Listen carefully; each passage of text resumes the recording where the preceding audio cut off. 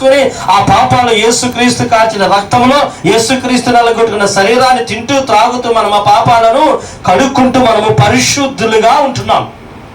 ఆ పరిశుద్ధులుగా ఉంటున్న మనకి ఏదో ఒక రోజు మరణం అనేది లోకంలో సహజంగా వస్తుంది. యేసు ప్రభు వారికి అలా వచ్చింది, మనకి ఏదో ఒక రూపంలో వస్తుంది. వ్యాధితోనో, బాధతోనో, ఇబ్బందుల్లోనో, లేదంటే బీపీ ఎక్కువయో, షుగర్ ఎక్కువయో, ఏదైనా టెన్షన్ ఎక్కువయో, లేదంటే వయసు అయిపోయో, కాల పరిమితి ప్రకారమో, యాక్సిడెంట్ ద్వారా ఏదో ఒక రూపంలో మనిషిని మరణము అనేది మృంగడం సహజం. ఎంత మహానుభావుడైనా, ఎంత కోటీశ్వరుడైనా, ఎంత లేనివాడైనా ప్రతి ఒక్కడికి మరణం అనేది సహజం. ఈరోజు సంపాదించుకోకపోయినా, ఈరోజు నీ వెనకాల బ్యాంకులో బ్యాలెన్స్ ఉన్నా, బ్యాలెన్స్ లేకపోయినా, నీకు పెద్ద బంగళా ఉన్న, కారు ఉన్న, ఎవరికైనా మరణం అనేది సహజం. కానీ ఆ మరణాన్ని జయించాలంటే ఎవరి వల్ల సాధ్యము కాదని ఈ మానవులందరి పాపాల నిమిత్తం ఆయన కుమారుడు భుజములపై వేసి ఈ భూలోకానికి పంపించి మానవ శరీరాన్ని ధరించుకుని, మానవ స్వరూపాన్ని ధరించుకుని, ఈ మానవుడు చేసిన పాపాల నిమిత్తం ఆయన బలియాగము జరిగిన యజ్ఞము ఒక ఎత్తు. యజ్ఞము తర్వాత జరిగినటువంటి ఆదివారము పునరుత్థాన దినము ఒక ఎత్తు. ఈ పునరుత్థానం అనేది ఏ మహానుభావుడు కానీ, ఏ మనిషి కానీ, ఏ ఒక మరియు వేద పండితులు కానీ చేయలేనటువంటి పునరుత్థానాన్ని, అనగా మరణపు ముళ్ళుని విరిచినటువంటి ఒకే ఒక వ్యక్తి ఎవరైనా ఉన్నారంటే అది యేసుక్రీస్తు ప్రభువు వారని వేద పండితులు చెబుతున్నారు, వేద గ్రంథాలు చెప్తున్నాయి, ఈ బైబిల్ కూడా చెప్తుంది. దేవునికి స్తోత్రం కలుగును గాక. ఇలాంటి మృత్యుంజయుడైనటువంటి యేసు ప్రభుని మనం నమ్ముకుంటూ వస్తామంటే మనం రామ్. 10 గంటలకి ఎంతమంది వస్తున్నారంటే రామ్. ఆదివారం వస్తారంటే మాకు కుదరదు. సండే ఎందుకు కుదరదు అంటే సండే ప్రపంచమంతా దేవుడు హాలిడే ఇచ్చాడు, మన కొరకే హాలిడే ఇచ్చాడు. ఏ దేవుని చూసుకున్నా మిగతా రోజుల్లో పూజిస్తారు కానీ వాళ్ళు సెలవు లేదు. కానీ యేసు ప్రభు పునరుత్థానుడై ఈ సెలవు దినం మనకు వచ్చింది.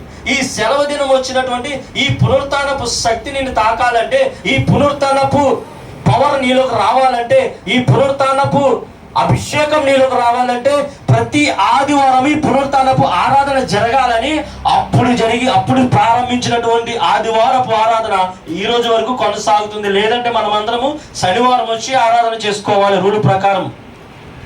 యేసు ప్రభు వారు వచ్చిన తర్వాత ధర్మశాస్త్ర గ్రంథంలో ఇది ఒకటి కొట్టివేయబడ్డది. 7వ రోజు ఆదివారము, 7వ రోజు ఆరాధన చేయడం కాదు.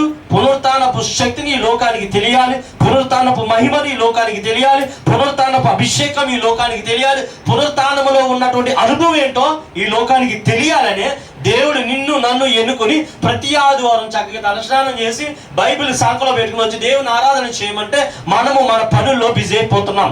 సండే ఒకరోజు బ్రదర్ పడుకోవాలి, నిద్ర సరిపోవట్లేదు. సండే ఒకరోజు కూడా రెస్ట్ తీసుకోకపోతే ఆరోగ్యం పాడైపోద్ది. సండే ఒకరోజే డ్యూటీ చేయకపోతే ఓటీ డబ్బులు రావు. సండే ఒకరోజే నేను బయటికి వెళ్ళకపోతే నాకు మార్కెట్ జరగదు, ఇంట్లో గడవదు. దేవునికి స్తోత్రము కలుగును. తాగి నశించిపోతున్న యవనస్తుల కోసం ప్రార్థన చేస్తావా?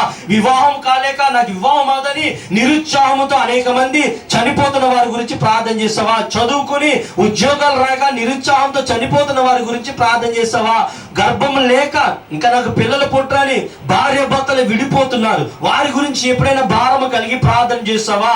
ఎందుకంటే దేవుడు కార్యం చేస్తాడని మనకు తెలుసు, దేవుడు మనకి మేలు చేస్తాడని తెలుసు, దేవుని ద్వారా మనకి పునరుత్థానం ఉందని తెలుసు, ప్రతి దాంట్లోంచి విడుదల పరచగలడు దేవుడే అని తెలిసినా కూడా మనము ప్రార్థన ఎందుకు చేయట్లేదంటే మన విశ్వాసము వ్యర్థముగా ఉంది కాబట్టి. ఈ పునరుత్థానపు దినమందు నీ విశ్వాసము తిరిగి లేస్తుందా లేదంటే అలాగే వ్యర్థముగా ఉంటుందా? ఒక్కసారి నీ హృదయాన్ని నువ్వు పరీక్షించు. నేను కాదు మాట్లాడుతుంది, పరిశుద్ధాత్మ దేవుడే మాట్లాడుతున్నాడు. ఈ పాపం ఎక్కడి నుండి వచ్చింది? ఈ రోగం ఎక్కడి నుండి వచ్చింది? ఈ ఆలోచన ఎక్కడి నుండి వచ్చింది? అసలు దేవాది దేవుడే దీనుడై మానవుడిగా ఈ భూలోకానికి రావాల్సిన పని ఏంటి?